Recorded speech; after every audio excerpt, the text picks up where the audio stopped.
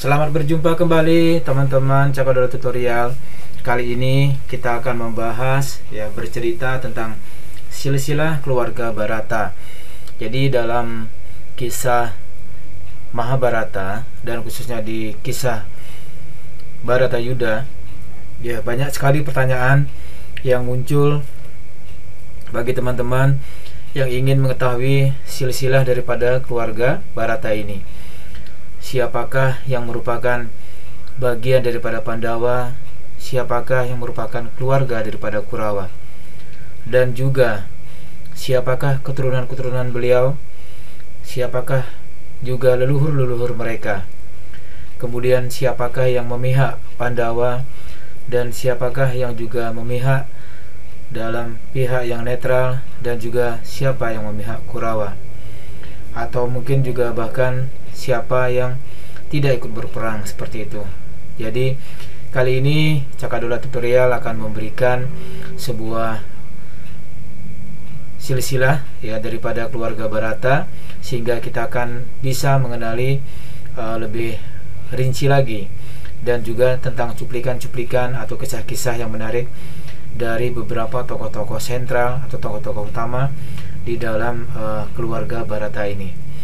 Oke teman-teman, sebelum kita lanjut, silakan klik like dan subscribe, dan juga klik tombol lonceng sebelum kita memulai. Oke teman-teman, siap, kita akan bahas bagaimana silsilah keluarga Bharata ini dari leluhur yang paling awal diceritakan sampai nanti kepada putra-putranya. Oke, siap teman-teman, mari kita lanjutkan. Berikut ini adalah silsilah keluarga Bharata, Pandawa dan Kurawa. Cukup panjang lebar teman-teman ya. Nanti kita akan zoom satu persatu. Di sini adalah ada dinasti Yadu.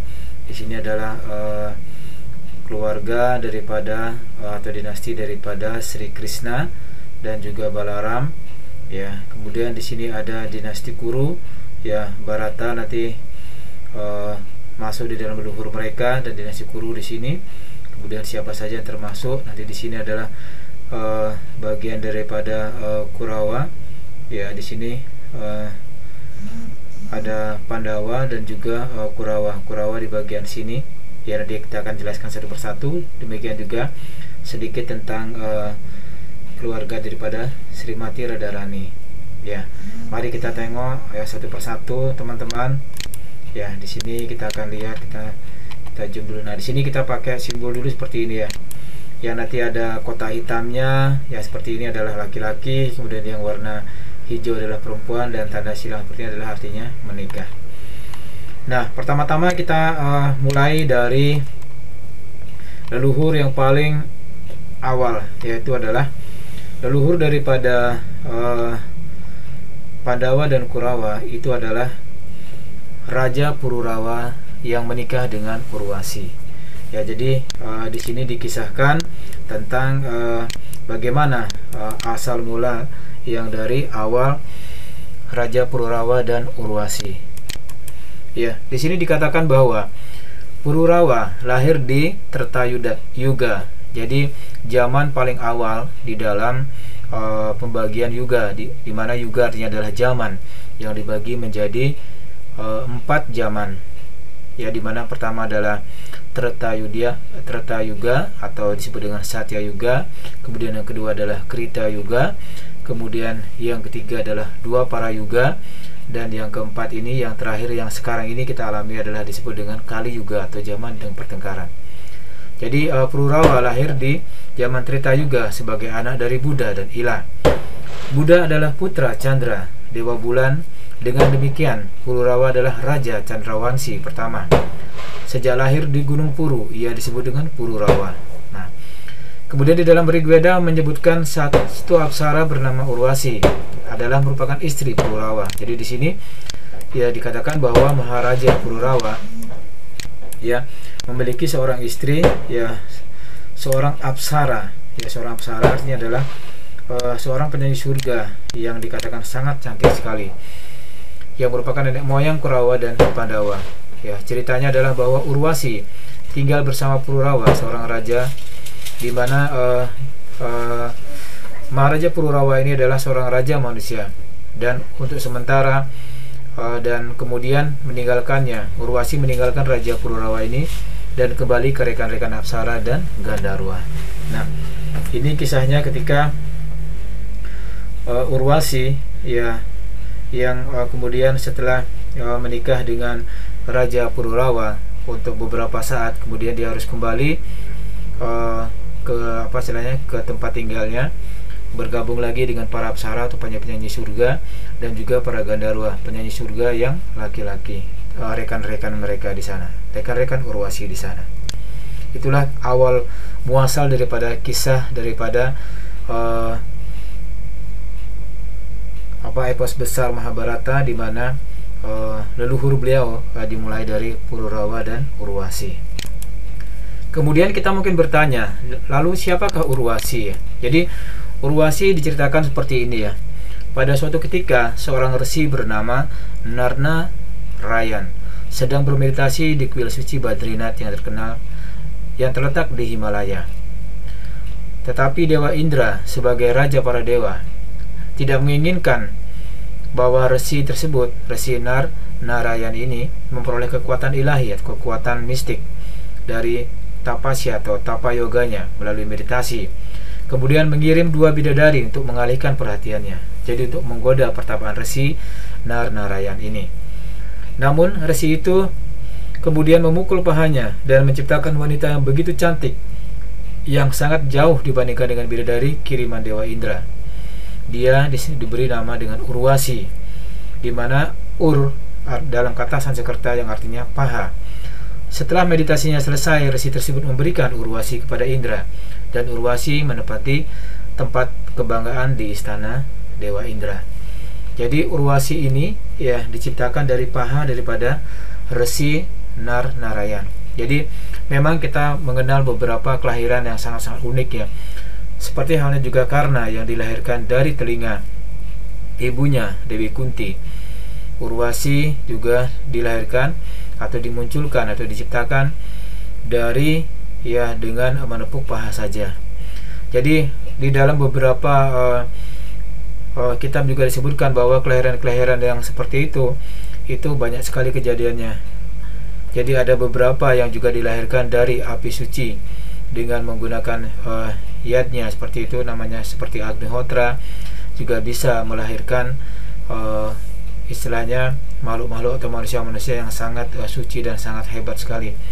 Ada juga yang bisa dilahirkan dari pinggang, ada juga dilahirkan karena bersin, sambil bersin, ada yang dilahirkan dari seutas rambut, ada yang dilahirkan dari pikiran, melalui pikiran seperti Catur Kumara, dan juga beberapa kelahiran seperti muncul dari bunga Padma, seperti Dewa Brahma yang muncul dari bunga Padma, dari pusar daripada Sri Wisnu.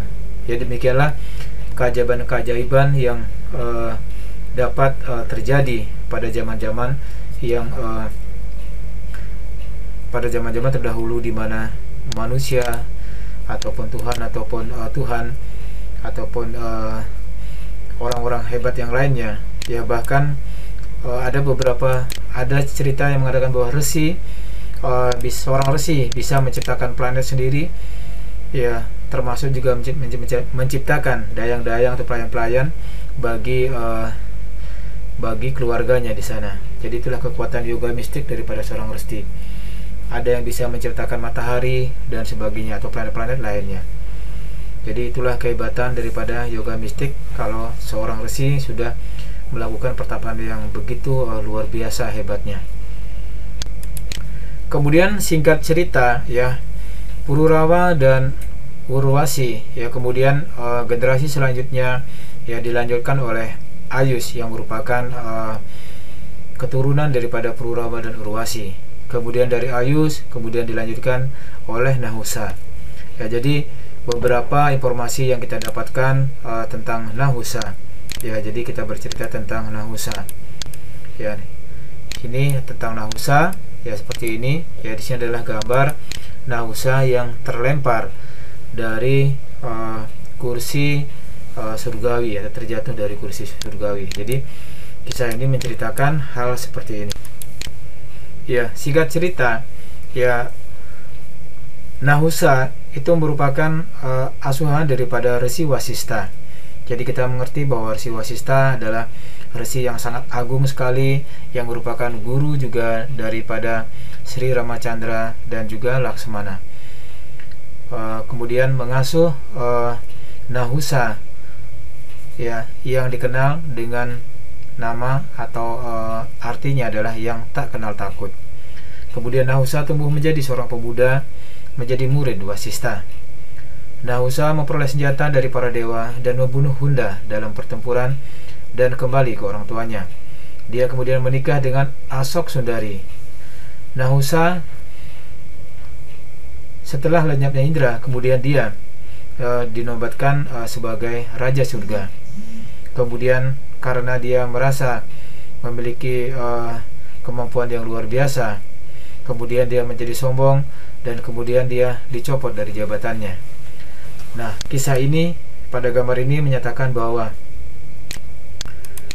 saat Nahusa bersembunyi di tandu milik Indra, ya, kalau dia bepergian kemana-mana untuk bersembunyi, ya, kemudian setelah dicopot dari jabatannya dia bersembunyi, tetapi Resi Agastya melihat tempat persembunyiannya, kemudian mengutuknya menjadi seekor ular.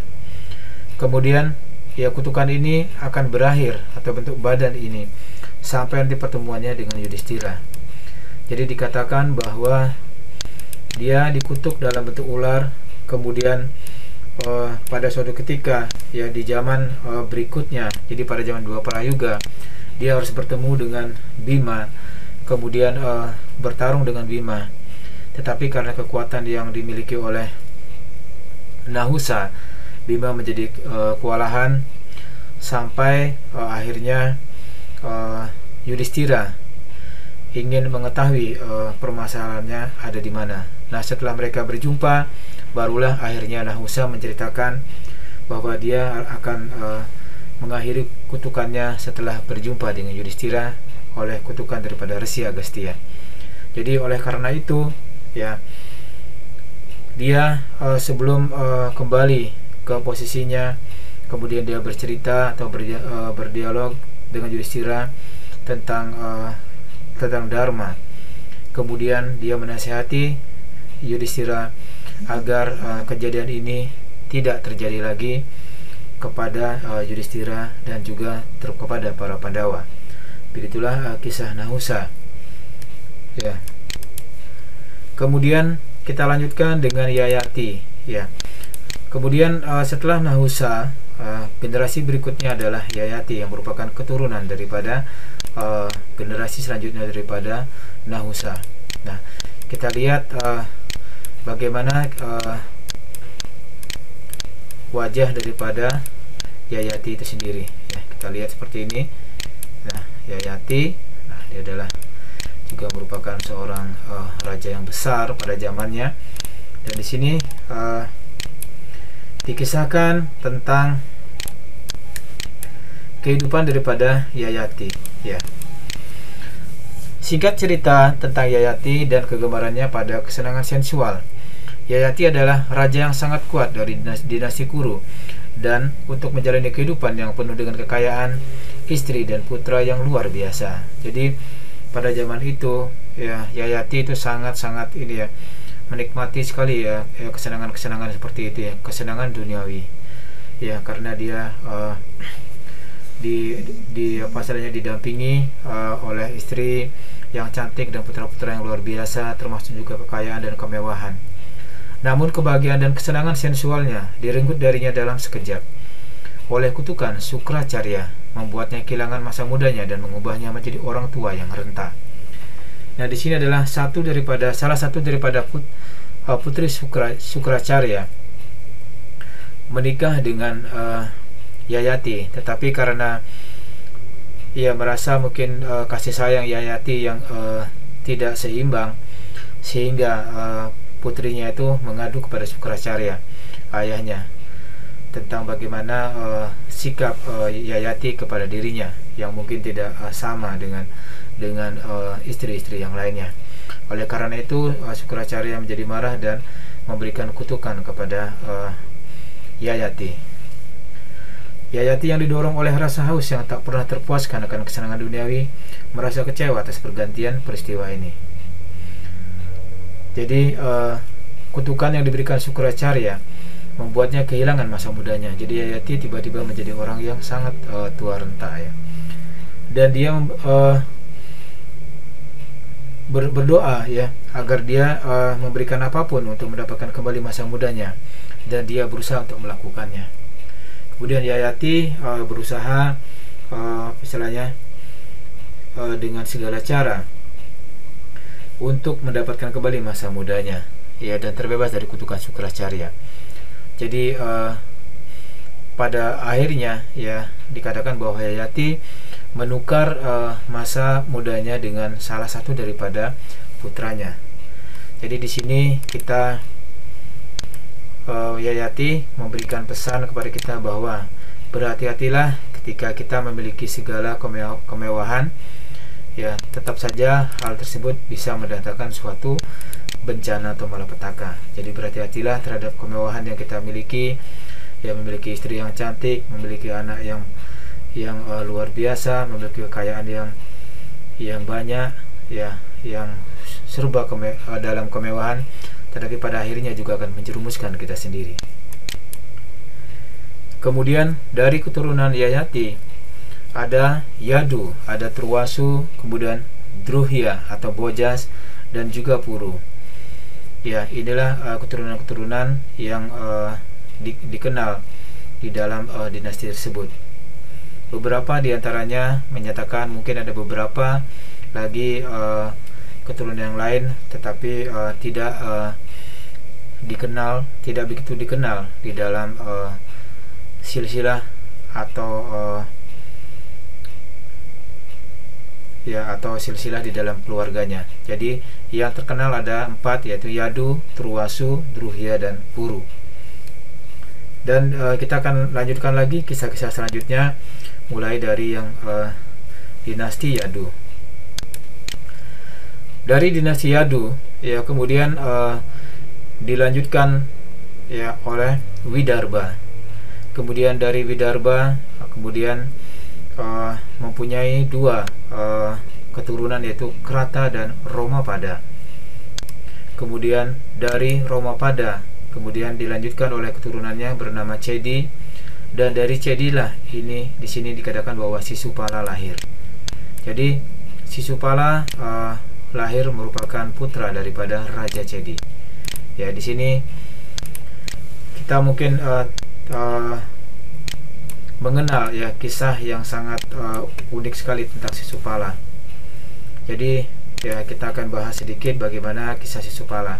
Nah, di sini dikisahkan ya Sisupala ya memang dikatakan memiliki watak yang kurang baik, atau dia memiliki watak yang kurang lebih sama dengan Duryodhana, sifat yang arogan dan suka sekali menghina.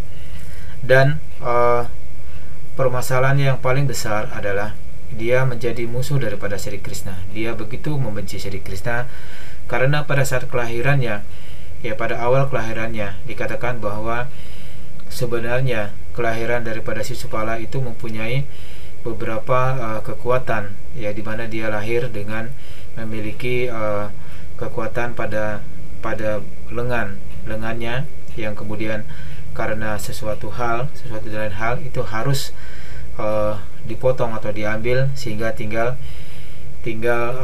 mempunyai 2 lengan saja.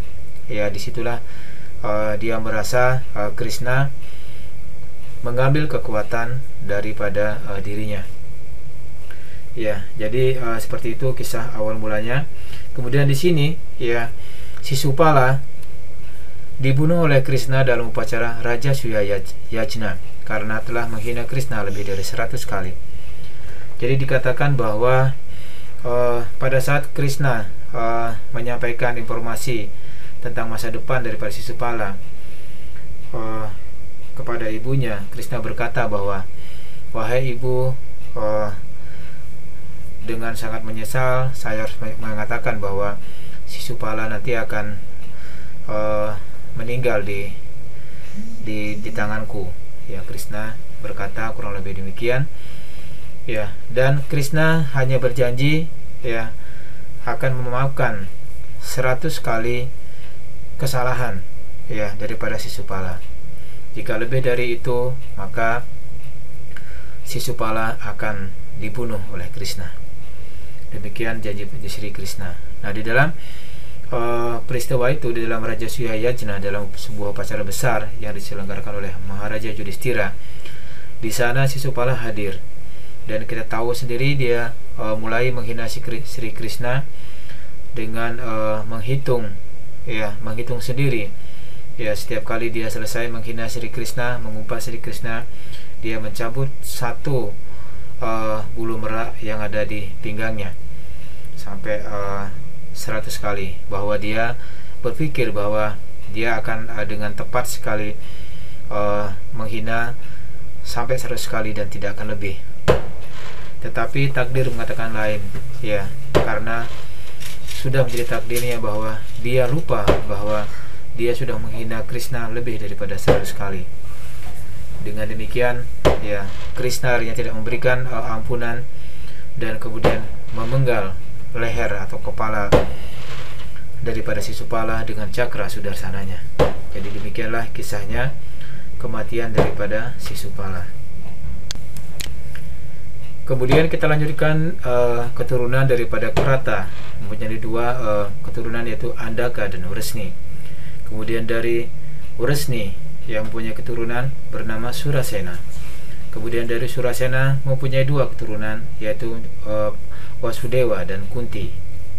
Jadi di sini kita lihat bahwa Wasudewa itu yang merupakan ayah daripada Sri Krishna, ya, itu mempunyai saudara bernama Kunti, ya, Dewi Kunti, yang pada nantinya itu akan menjadi ibunda daripada para Pandawa. Jadi di sini kita mengenal bahwa ternyata Wasudewa, ayah daripada Krishna, itu bersaudara dengan Dewi Kunti. Kemudian dari Ahuka mempunyai juga dua keturunan, yaitu dari Raja Ugrasena dan Dewaka, ya. Kemudian dari Dewaka mempunyai dua keturunan, yaitu Sulaba dan Dewaki. Nah, kemudian di sini kita lihat, ya, Wasudewa kemudian menikah dengan Dewaki, ya. Kemudian di sini lahirlah Krishna. Kemudian Wasudewa menikah dengan Rohini, ya, putra daripada Raja Balika. Kemudian lahirlah Balaram dan Subhadra, ya. Jadi seperti itu. Kemudian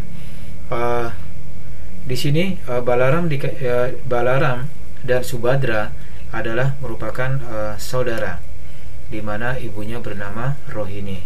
Jadi sekali lagi, Balaram adalah putra daripada Rohini dan Subhadra juga adalah putra daripada Rohini. Jadi Balaram dan Subhadra adalah bersaudara. Kemudian Balaram dikatakan menikah dengan Rewati. Dari pernikahan dengan Rewati, ya, memberikan dua putra, yaitu Nisata dan Ulmuka. Ya, jadi di sini kita kalau ingin tahu siapakah istri daripada Balaram, istri beliau adalah Rewati. Kemudian kita sudah mengetahui bahwa Subhadra ini juga nantinya adalah menikah dengan Arjuna. Kemudian bagaimana dengan Sri Krishna? Ya, Sri Krishna, ya, dikatakan memiliki 8 istri yang bernama Rukmini, Satyabama, Kalindi, Laksmana, Badra, Nagnajiti, Jambawati, dan Mitrawinda. Kemudian masing-masing daripada istri Krishna tersebut, ya, memiliki putra atau keturunan dengan nama-nama seperti ini, ya. Ya, di sini kita lihat bahwa putra Dewaki dan Wasudewa, putra Dewaki dan Wasudewa adalah Sri Krishna, yang merupakan tokoh sentral daripada kisah dalam atau perang Mahabharata. Jadi kita sudah mengetahui siapakah Sri Krishna yang memiliki kekuatan yang sangat luar biasa sekali, ya. dan tidak ada satupun kekuatan yang mampu menandingi daripada Krishna. Kita menjelaskan sedikit tentang Krishna ya, dari sejak balita ya sampai dia berumur remaja, banyak sekali kegiatan yang beliau telah lakukan. Jadi Krishna telah membunuh beberapa iblis, di antaranya adalah Putana yang mencoba meracuninya dengan memberikan susu ya, tetapi akhirnya juga dibunuh oleh Krishna dengan cara menghisap susunya dan juga sekaligus mengambil nyawanya. Kemudian Krishna juga menyelamatkan teman-temannya ya dari iblis ya berupa ular raksasa dengan cara masuk ke dalam perut ular raksasa tersebut dan kemudian membunuh ular tersebut dari dalam perut ular tersebut. Kemudian Krishna juga membunuh iblis yang berupa burung bangau yang besar ya, kemudian membunuh iblis yang berupa banteng, juga membunuh iblis yang berupa kuda raksasa, membunuh iblis yang berupa angin puting beliung, membunuh iblis yang dari gerobak ya, gerobak kereta ya. Intinya adalah sebenarnya masing-masing iblis tersebut melambangkan tentang sifat-sifat duniawi daripada manusia masing-masing. Kemudian terkait dengan Balaram ya, Balaram juga kita sudah mengenal tentang sedikit tentang kisah daripada Balaram, di mana beliau adalah merupakan seorang tokoh yang sangat besar ya, artinya seorang tokoh yang sangat agung dan mulia yang selalu mendampingi Sri Krishna. Dalam hal ini Balaram pada saat perang Mahabharata dia tidak berpihak kepada siapapun. Jadi dia dalam posisi yang netral. Ya, kemudian Balaram menggunakan senjata berupa bajak ya, yang dikatakan sebagai ya, intinya adalah bagaimana dia membajak hati para penyembahnya ya, dengan sangat mahir membajak hati para penyembahnya, demikian dikatakan. Kemudian selanjutnya kita berbicara tentang keturunan daripada Yayati ya, Yayati yang lain yaitu Puru. Puru kemudian menikah dengan Kausalya ya, menikah dengan Kausalya, kemudian melahirkan seorang putra bernama Dushyanta. Kemudian Dushyanta menikah dengan Sakuntala dan lahirlah akhirnya Bharata ya. Disinilah nanti cikal bakal ya daripada dinasti Bharata ini. Ya, dalam gambar ini dikisahkan ya, Raja Dushyanta menjanjikan akan menikahi Sakuntala dengan memberikan sebuah cincin ya sebagai pengikatnya. Jadi setelah menikah dengan cara Gandharwa ya, pada saat pertemuan dengan Sakuntala, Raja Dushyanta karena kesibukan untuk mengurus kerajaannya meninggalkan Sakuntala. Kemudian dia berjanji kalau sudah urusan kerajaan selesai dia akan menjemput Sakuntala dengan berbekal bermodalkan cincin yang dia berikan sebagai penanda bahwa dia adalah istri daripada Dushyanta. Kemudian diceritakan juga bagaimana ya kesedihan Sakuntala yang selalu sibuk memikirkan Raja Dushyanta, menunggu dan menunggu untuk dijemput, tetapi karena kesibukannya ya Raja Dushyanta tidak sempat atau lupa akan janjinya. Akhirnya Sakuntala memutuskan untuk datang kepada kerajaannya dan menemui Raja Dushyanta dengan bermodal cincin yang diberikan oleh Maharaja Dushyanta pada saat itu. Namun malang sekali di dalam perjalanan cincinnya terlepas dan dimakan oleh seekor ikan, dikatakan demikian, sehingga bukti daripada cincin tersebut sudah tidak ada lagi.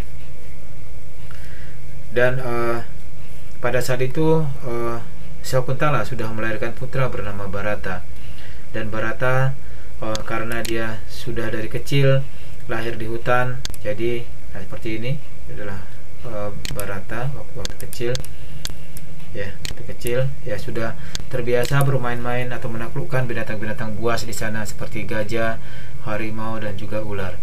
Jadi dia sudah terbiasa membuka mulut harimau dan menghitung berapa gigi yang ada di sana. Jadi Bharata dikatakan adalah mempunyai suatu kekuatan yang sangat luar biasa. Kemudian kita mungkin bertanya, siapakah Sakuntala? Ya, Sakuntala itu merupakan putri yang dari hasil perkawinan daripada Resi Wiswamitra, ya, Resi yang sangat Brahma Resi yang sangat agung sekali, yang sangat luar biasa, yang sangat terkenal dan juga merupakan guru daripada Sri Rama dan Laksmana, menikah dengan Menaka. Jadi di sini dikisahkan bahwa Menaka juga adalah seorang bidadari surga yang merupakan utusan daripada Dewa Indra untuk menggoda Resi Wiswamitra. Jadi pada saat itu Resi Wiswamitra sedang dikatakan melakukan pertapaan yang ketat sekali, yang pertapaan yang sangat luar biasa, ya, sulitnya untuk mendapatkan kembali kekuatan-kekuatan yang sebenarnya nantinya digunakan untuk menyaingi kemampuan daripada resi yang lainnya, yaitu Resi Wasista yang sangat-sangat hebat sekali, karena Resi Wasista memiliki seekor sapi yang disebut dengan Kamadenu. Kamadenu ini bisa membuat apa saja atas atau memunculkan apa saja, ya, sesuai dengan perintah daripada resi tersebut, Resi Wasista. Jadi kalau Resi Wasista misalkan memerintahkan untuk membuat makanan yang lezat, makanan yang banyak, itu maka seketika juga itu akan terjadi. Ya, pada suatu ketika Wiswamitra ini adalah seorang raja yang besar sekali. Diceritakan bahwa awalnya beliau berkunjung, kemudian ingin bertemu dengan Resi Wasista, tetapi pada saat itu Resi Wasista yang ada di pertapaannya, ya, kemudian sedang ditemui oleh Wiswamitra. Wiswamitra dengan pasukan yang sangat banyak, ya, meminta untuk diberikan pelayanan oleh Resi Wasista tersebut. Tetapi Raja Wiswamitra pada saat itu dia masih menjabat sebagai raja, itu agak ragu-ragu karena melihat pertapaan tempat tinggal daripada Resi Wasista sangat sederhana sekali, sementara pasukannya sangat banyak. Dia mengutus pasukannya untuk menemui Resi Wasista. Kemudian Resi Wasista menyanggupinya. Sampaikan kepada Raja Wiswamitra, datanglah ke sini, ya, dengan seluruh pasukan, maka aku akan menjamunya, kurang lebih demikian. Nah, kemudian Raja Wiswamitra merasa terkaget-kaget, ya, bagaimana nanti resi ini akan menjamu saya sebagai raja dan juga dengan ribuan pasukan, sementara gubuk yang terlihat oleh Resi Wiswamitra hanya sebuah gubuk yang sangat sederhana, dan di sana ada seekor sapi. Tetapi karena sudah diyakinkan oleh Resi Wasista, maka Wiswamitra kemudian datang ke sana, ke tempat tinggal daripada Resi Wasista. Kemudian Resi Wasista meminta kepada Kamadenu untuk menyiapkan sebuah tempat atau ruangan disertai dengan meja-meja yang sangat bagus sekali, lengkap dengan makanan-makanannya. Dan seketika itu pula, ya, ada gedung yang sangat mewah sekali, kemudian juga termasuk peralatan-peralatan yang mewah, juga termasuk juga makanan-makanan yang sangat lezat sekali untuk seluruh pasukan dan Raja Wiswamitra. Kemudian Wiswamitra merasa iri dengan kehebatan daripada Kamadhenu ini, dan akhirnya Wiswamitra meminta kepada Resi Wasistha untuk memberikannya. Tetapi Wiswamitra menolak karena dia sudah mengatakan kepada Kamadhenu bahwa, dan Kamadhenu menolak ya, bahwa dirinya tidak mau diambil secara paksa oleh Wiswamitra.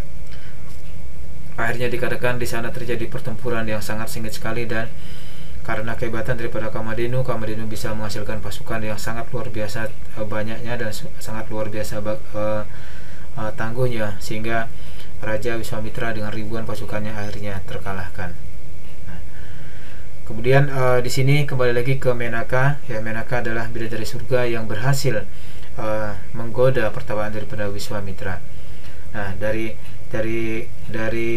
gagalnya pertawaan Wiswamitra inilah menghasilkan putri yang bernama Sakuntala. Ya, ini adalah kisah yang sangat menarik sekali.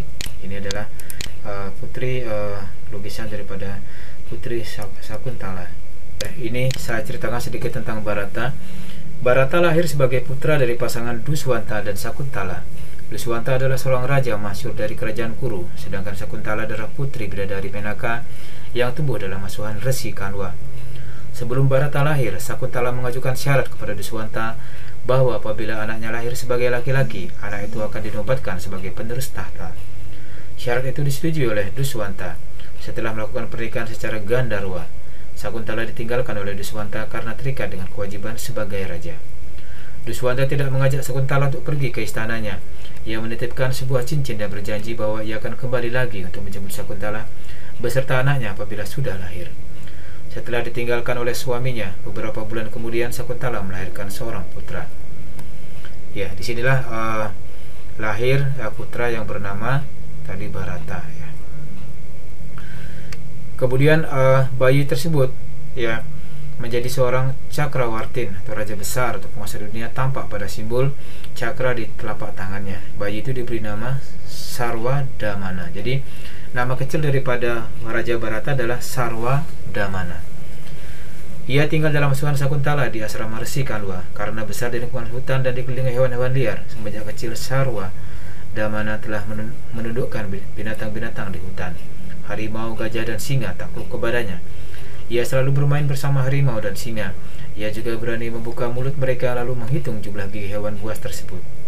Setelah lama Sarwadamana tidak dijemput oleh Duswanta, timbullah keinginan Sakuntala untuk membawa putranya ke istana ke kerajaan Kuru. Ia juga membawa cincin yang dititipkan oleh Duswanta. Di tengah perjalanan, cincin tersebut hilang ke dalam sungai. Sesampainya di sana, Duswanta menyangkal bahwa Sakuntala adalah istrinya. Ia juga menyangkal bahwa Sarwadamana adalah putranya. Hal ini membuat Sakuntala menjadi sangat sedih. Tiba-tiba terdengarlah sabda dari langit yang membenarkan ucapan Sakuntala. Setelah mendengar sabda tersebut, Duswanta tidak bisa mengelak. Ia memenuhi janjinya untuk mencalonkan Sarwadamana sebagai raja. Pada saat itulah nama Sarwadamana diganti menjadi Bharata. Bharata sebagai maharaja. Bharata dikenal sebagai raja yang berbudi luhur. Keberaniannya setara dengan Indra, pemimpin para dewa. Ia menaklukkan anak benua India dari lautan sampai Himalaya. Daerah kekuasaannya dikenal sebagai Bharatawarsha, yang berarti wilayah kekuasaan Raja Bharata. Nah, di sini kita sering mungkin mendengar Bharatawarsha. Kemudian kita lanjutkan, keturunan daripada Bharata adalah Ajamida. Kemudian Ajamida mempunyai dua keturunan, ya, yang dilanjutkan oleh Nila dan Riksa. Kemudian kita bahas dari kiri dulu. Nah, kemudian dari Nila kemudian dilanjutkan oleh Mudgala. Kemudian Mudgala mempunyai keturunan lagi Diwodasa dan Ahalya. Kemudian Ahalya menikah dengan Saradwa, ya, melahirkan putra dan putri Kripa dan Kripi. Kripi menikah dengan Dronacarya, melahirkan putra bernama Aswatama. Diwodasa keturunannya dilanjutkan oleh Parasata. Kemudian Parasata yang melahirkan Drupada. Dari Drupada mendapatkan keturunan, 3 keturunan, yaitu Sikandini atau Sri Kandi, Drishtajumna yang anak laki-laki, dan Draupadi. Ya.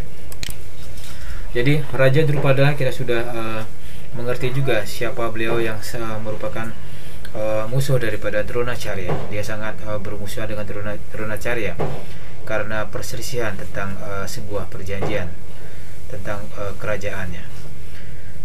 Kemudian Drupada ingin membalas kepada Dronacharya karena kerajaannya telah ditaklukkan. Kemudian dengan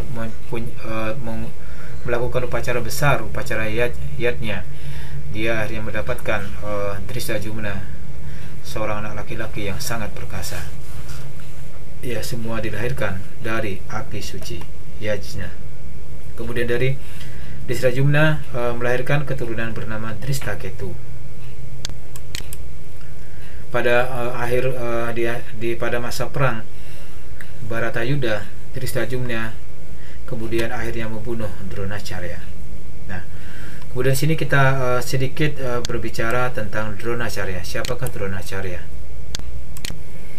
Dronacharya adalah seorang guru, ya, yang menjadi guru daripada para Pandawa dan juga para Kurawa.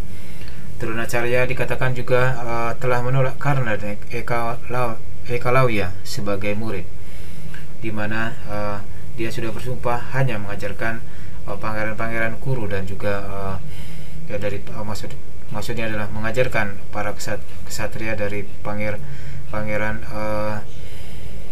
Pandawa dan Kurawa. Selebihnya dia tidak akan mengajarkannya. Namun karena ditolak oleh Dronacharya, akhirnya dia berguru kepada Bhagawan Parasurama.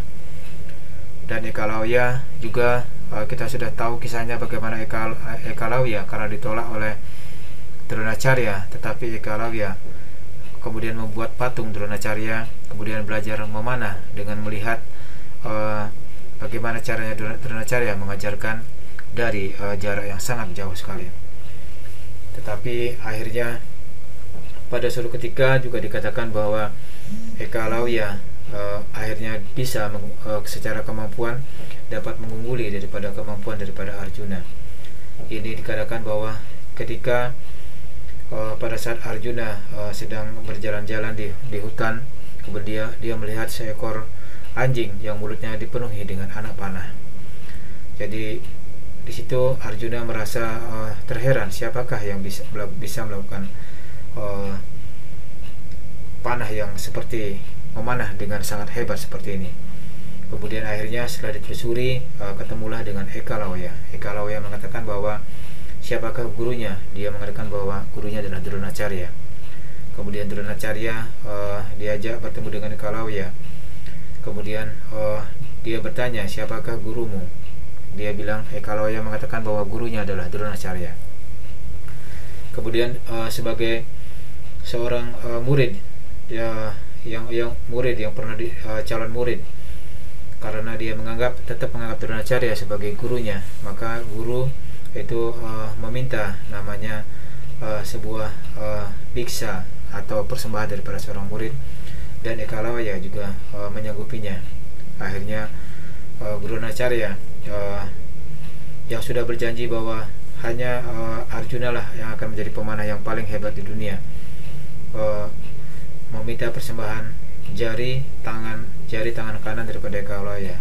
Dengan demikian Ekalawya tidak akan bisa mengungguli Arjuna. Ini dikatakan bahwa karena karakter daripada Ekalawya itu adalah karakter yang tidak baik, ya, karena dia lahir dari keluarga pemburu. Dari sinilah masalah itu timbul apabila sebuah kemampuan dimiliki oleh orang-orang yang berwatak jahat, maka itu akan menjadi masalah di kemudian hari. Dan memang pada akhir ceritanya juga Ekalawya juga akhirnya ya bertempur, ya, memusuhi Krishna, dan juga dia akhirnya tewas juga di tangan Sri Krishna. Kemudian pernikahan Kripi dengan Dronacharya melahirkan seorang putra bernama Aswatthama. Aswatthama di sini adalah putra juga yang sangat hebat, yang sudah menguasai ilmu daripada ayahnya, yang berupa senjata yang sangat mematikan.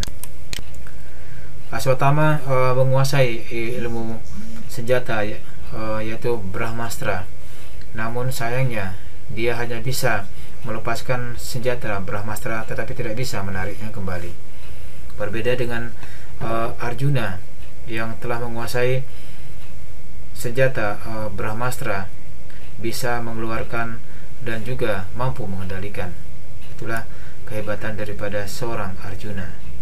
Kemudian kita lanjutkan lagi, ya, dari keturunan Riksa, ya, kemudian melahirkan keturunan bernama Kuru. Nah, di sini mulai dari sinilah cikal bakal daripada dinasti Kuru. Kuru kemudian melahirkan dua keturunan, yaitu Jarasandha dan Jahnu.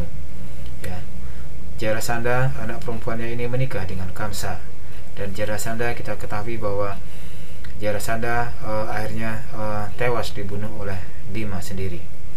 Kemudian dari Jahnu dilanjutkan oleh Pratibha. Dari Pratibha mendapatkan dua keturunan, yaitu Bahlika dan Santanu. Kemudian dari Bahlika dilanjutkan oleh Somadatta, dan kemudian dari Somadatta dilanjutkan oleh Burisrawa. Nah, sekarang kita masuk ke dalam kisah yang paling mulai dari kisah-kisah unik berikut ini, yaitu kisah Maharaja Santanu. Ya, kita sudah mengetahui bahwa Maharaja Santanu mempunyai dua orang istri, yaitu Gangga dan Satyawati. Dewi Gangga adalah merupakan istri pertamanya, ya. Kemudian dengan Satyawati yang merupakan istri kedua. Ini adalah di sini dikatakan bahwa dari pernikahannya dengan Gangga, ya, akhirnya melahirkan Bhisma.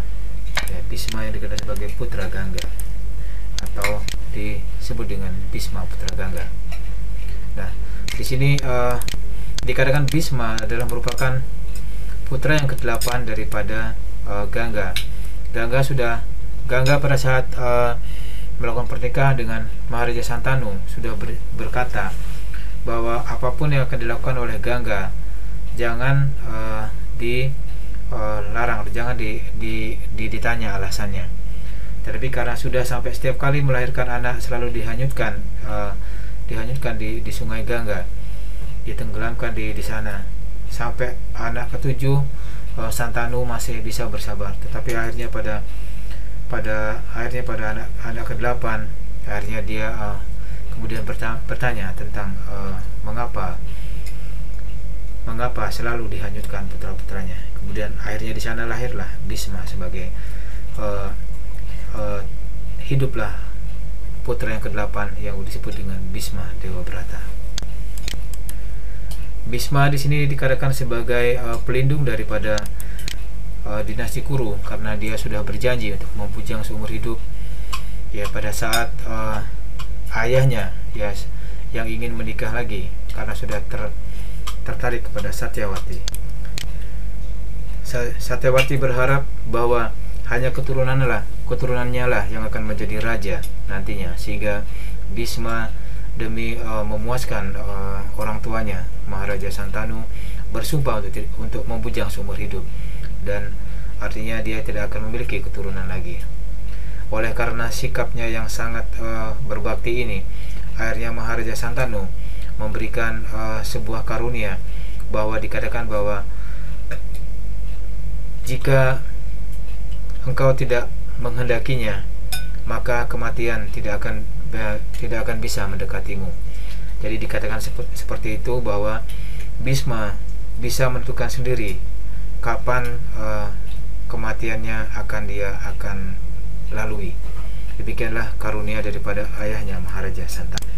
Kemudian pernikahan Santanu dengan Satyawati melahirkan dua putra, yaitu Citrangada dan Wicitrawirya. Citrangada dikatakan tewas di dalam pertempuran sebelum menikah. Jadi dia tewas bertempur dengan para Gandharwa. Kemudian Wicitrawirya, ya, menikahi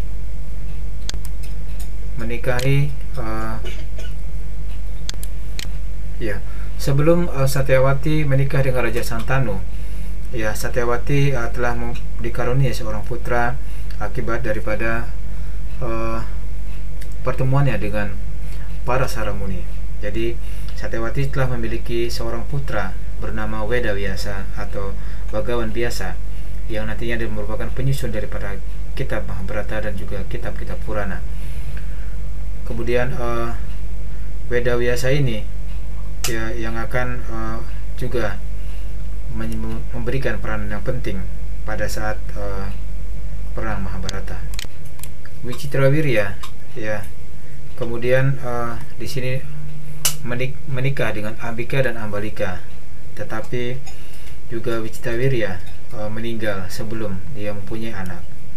Oleh karena itu atas perintah daripada Satyawati melalui niyog ya, jadi sebuah tradisi pada zaman itu, jadi dipanggillah Resi Vyasa untuk berkarunia memberikan keturunan bagi Ambalika dan juga bagi Dewi Ambika.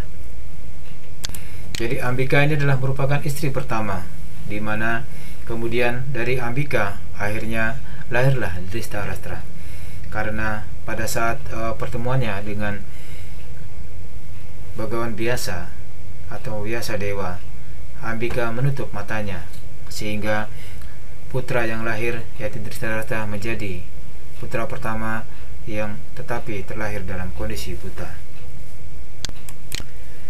Kita mengetahui juga bagaimana kisah daripada Dhritarashtra, mengapa dia terlahir menjadi buta. Dhritarashtra dikatakan terlahir sebagai orang buta karena dulu pada zaman kelahiran sebelumnya dia telah membunuh ya 100 daripada anak daripada seekor burung ya, dengan sangat kejam sekali ya, karena rasa lapar yang tidak tertahankan, sehingga pada kelahiran sekarang dia harus lahir menjadi orang yang buta, di mana ke-100 anaknya juga akan tewas secara mengenaskan. Kemudian Dhritarashtra menikah dengan Gandhari dan juga Sukada yang merupakan pelayan daripada Gandhari. Dari Sukada kemudian lahirlah Yuyutsu yang pada akhirnya akan memihak kepada Pandawa. Kemudian dari Gandhari lahirlah 100 Kurawa dan juga seorang putri yaitu Dusala. Kemudian Dusala menikah dengan Jayadrata. Jayadrata ini kita ketahui bahwa pada akhirnya Jayadrata dibunuh oleh Arjuna dengan memenggal kepalanya dengan panah saktinya. Akhirnya kepala Jayadrata jatuh di persis di pangkuan ayahnya, dan di situ pula lah kepala Jayadrata meledak dan sekaligus membunuh juga orang tuanya. Karena Jayadrata diberikan kemampuan bahwa siapapun yang akan membunuhnya ya, maka orang itu juga akan ikut meledak bersamanya, orang yang membunuhnya. Tetapi di sini atas keahlian Arjuna memanah, akhirnya kepala Jayadrata jatuh tepat di pangkuan ayahnya yang sedang bermeditasi. Akhirnya di sanalah ayahnya juga ikut meledak ya, dan kemudian tewas. Kemudian dari Gandhari melahirkan 100 Kurawa. Jadi diantaranya adalah Duryodhana, Dusasana, dan Wikarna. Nah, kita mengenal juga bagaimana sikap daripada Wikarna ya. Wikarna dan Widura adalah orang yang membela Drupadi saat hendak dipermalukan ya, di depan sidang-sidang para Kuru ya. Jadi Wikarna sebenarnya memiliki sifat yang cukup baik ya, dan Widura, sehingga di sana dia memberikan pendapat bahwa sikap yang seperti itu memperlakukan Drupadi adalah sikap yang tidak baik, seperti itu. Kemudian di sini juga kita ketahui bahwa dari pernikahan Raja Subala dan Sudarma ya, istrinya Sudarma melahirkan dua orang keturunan, yaitu Sakuni dan Gandhari. Jadi Gandhari merupakan putri daripada Raja Subala dan Sudarma. Kemudian Sakuni menikah dengan Arsi, memiliki satu putri Viprachiti, kemudian memiliki 3 keturunan, Viprachiti, Uluka, dan Wrikasur. Ya, jadi inilah yang menjadi keturunan daripada Sakuni.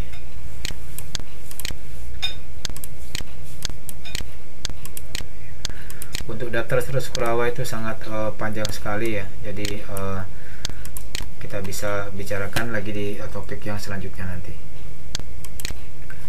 Ya, bercerita tentang Jujutsu ya. Jujutsu, bagaimana kisah Jujutsu memihak pada Pandawa.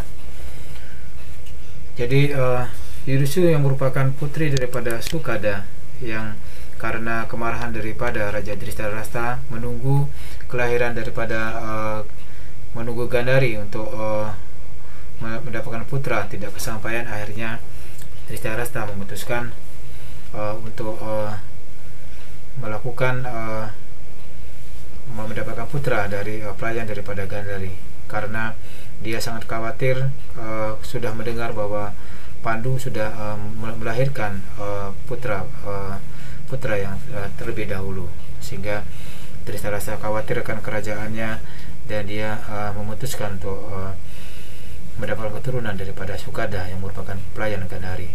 Dan dari situlah kemudian Jujutsu kemudian lahir. Kemudian berikutnya Vedavyasa kemudian bertemu dengan Ambalika ya.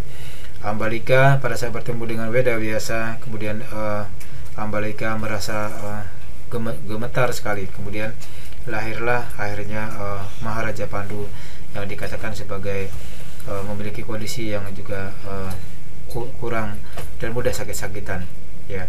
Kita juga mengerti bahwa meninggalnya Pandu juga karena kutukan daripada Resi Kindama dalam wujud rusa yang dibunuh secara tidak sengaja oleh Maharaja Pandu ketika Resi Kindama sedang merubah wujudnya untuk bertemu dengan istrinya di dalam hutan dalam wujud rusa. Oleh karena itu Pandu dikutuk oleh Resi Kindama bahwa pada saat nanti dia berhubungan dengan seorang wanita, maka disitulah Pandu akan meninggal.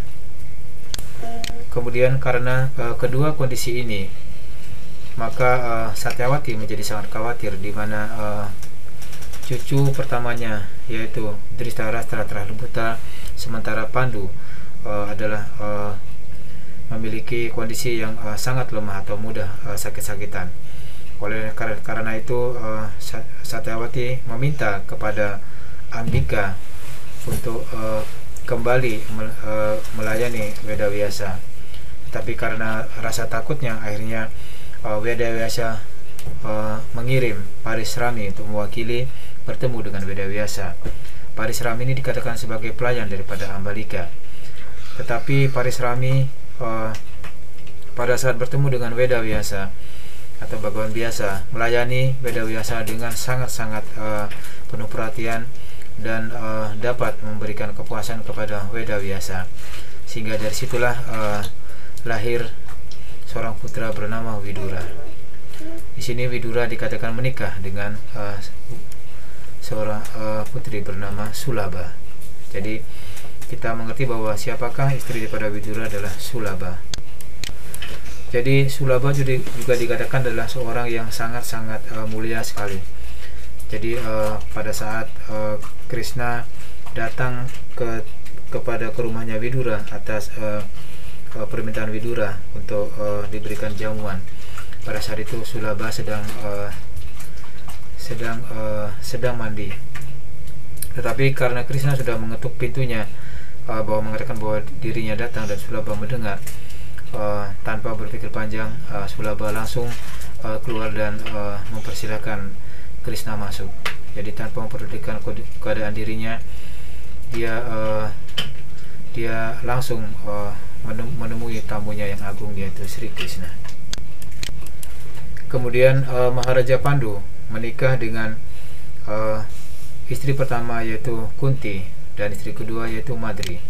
Dari istri pertamanya Pandu mendapatkan keturunan yaitu Maharaja Yudhishthira, kemudian Bima dan Arjuna.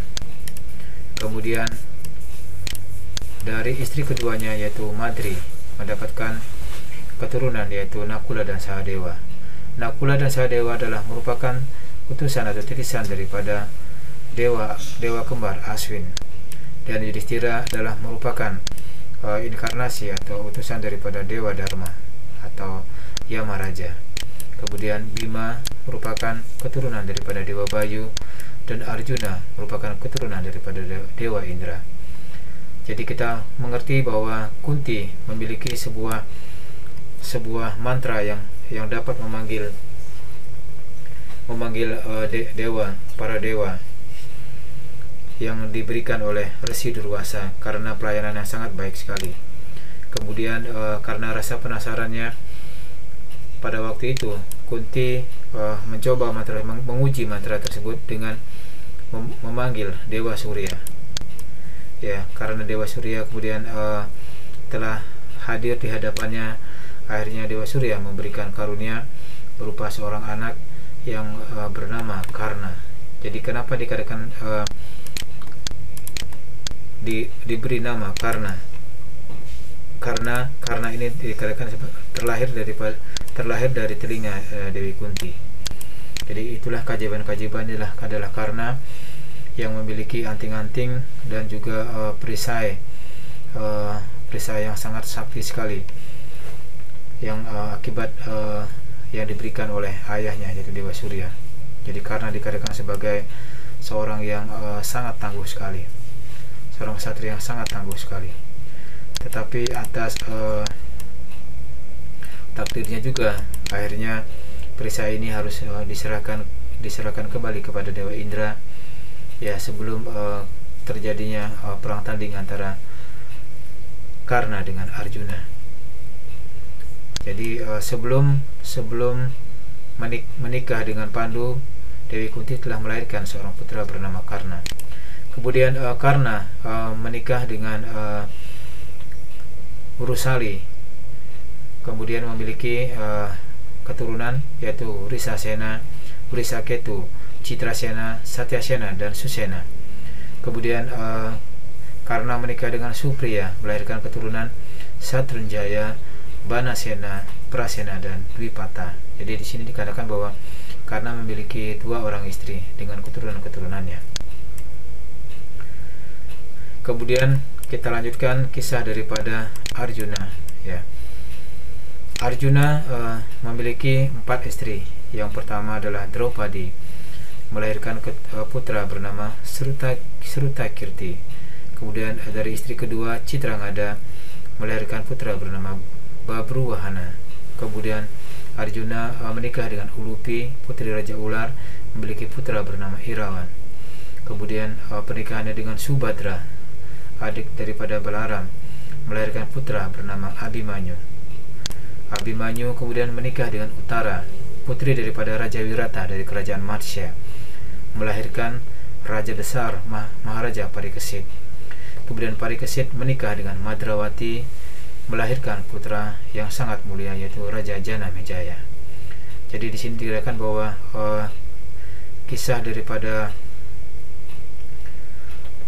Uttara, ya, pada saat itu Uttara sedang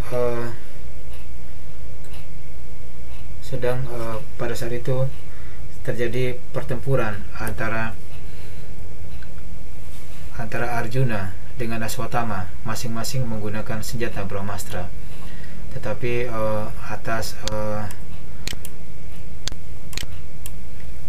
akhirnya pertempuran itu bisa dilerai.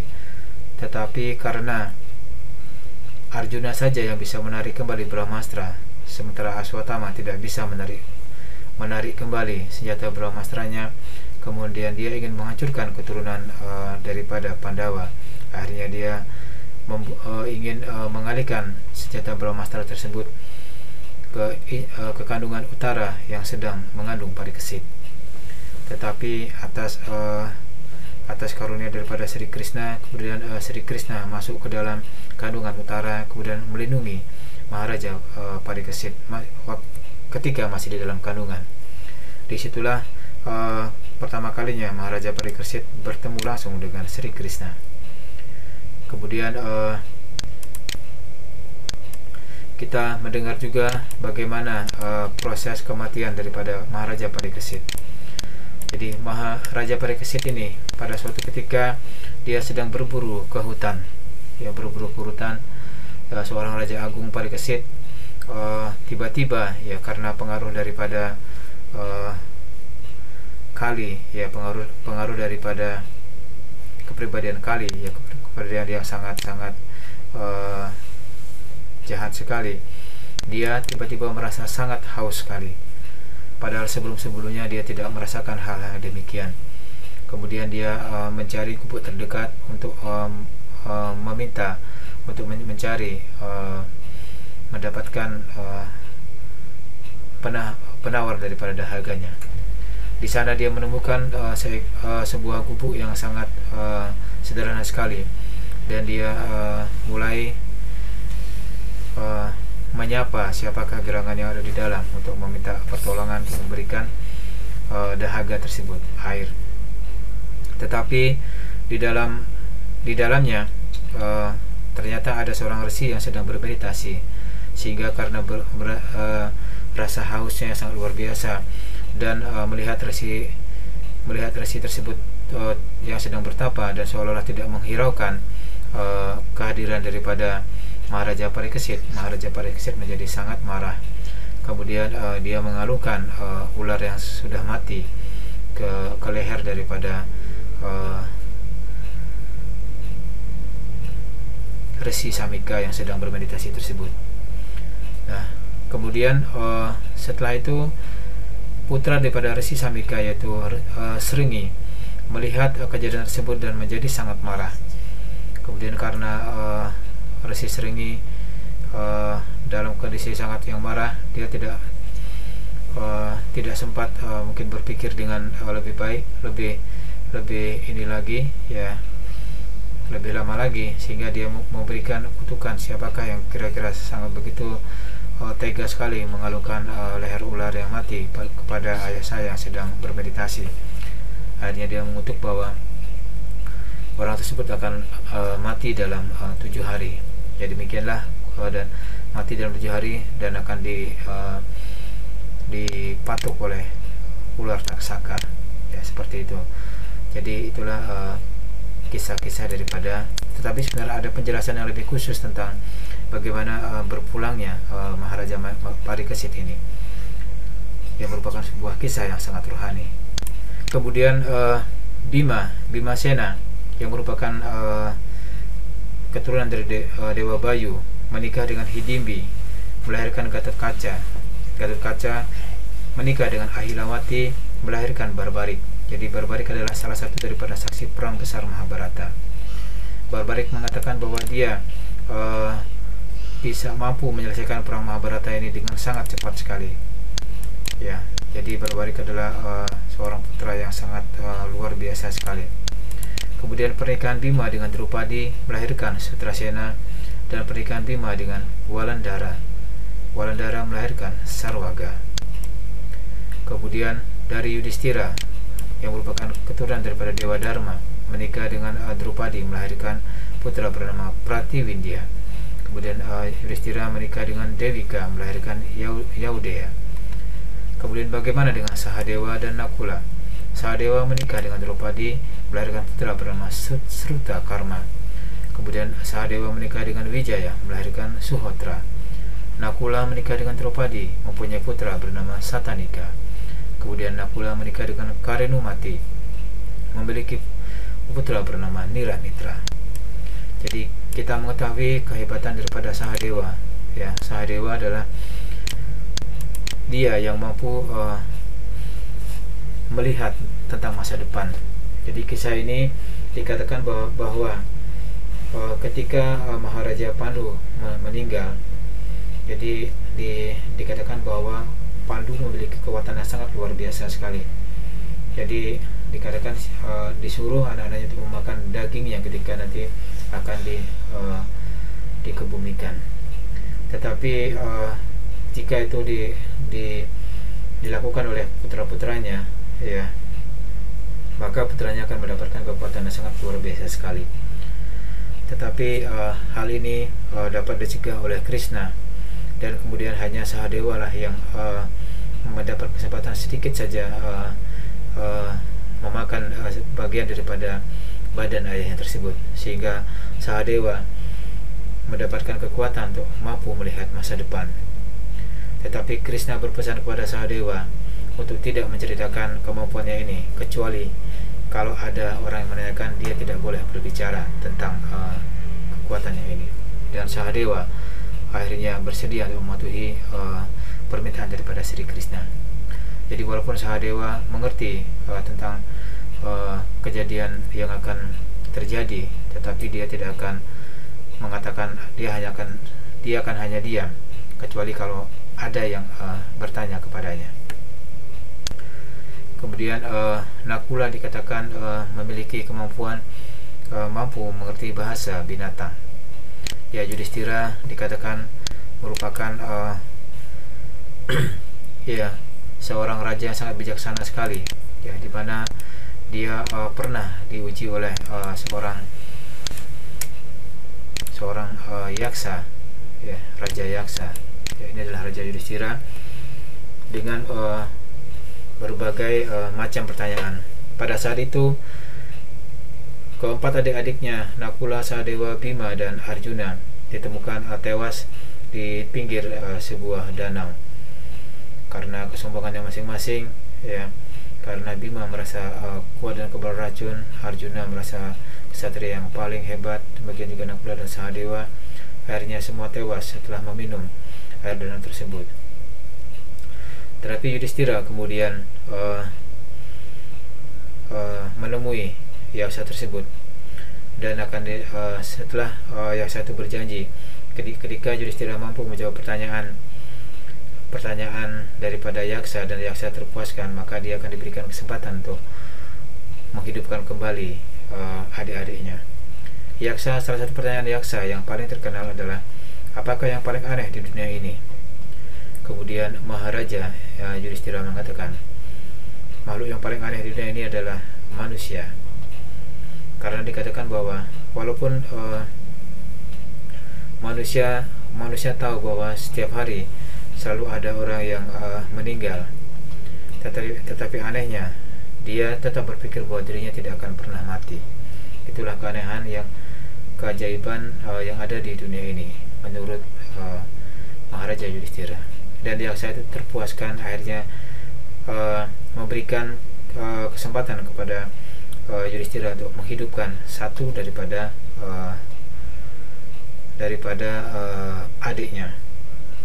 Kemudian ujian ini juga dilewati oleh Maharaja Yudhistira, bahwa dia akan hanya menghidupkan Nakula.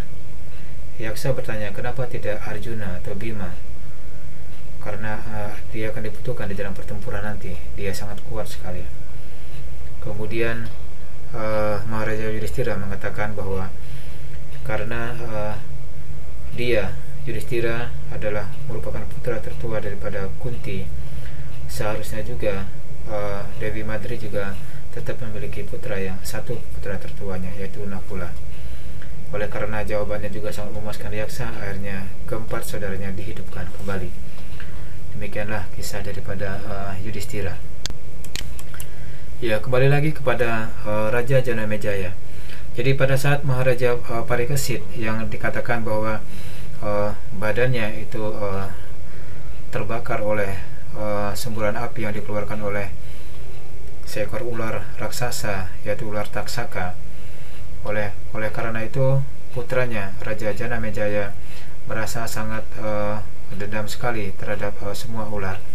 Akhirnya Raja Janamejaya ini yang merupakan putra daripada Parikesit melakukan korban suci, yaitu korban ular besar-besaran. Jadi seluruh ular yang ada di bumi ini dikorbankan di dalam sebuah api yajna. Tetapi akhirnya ini dihentikan oleh kakeknya yang mengatakan bahwa itu adalah suatu kekeliruan. Ya, demikianlah kisah daripada keturunan-keturunan daripada Wangsa Bharata ini.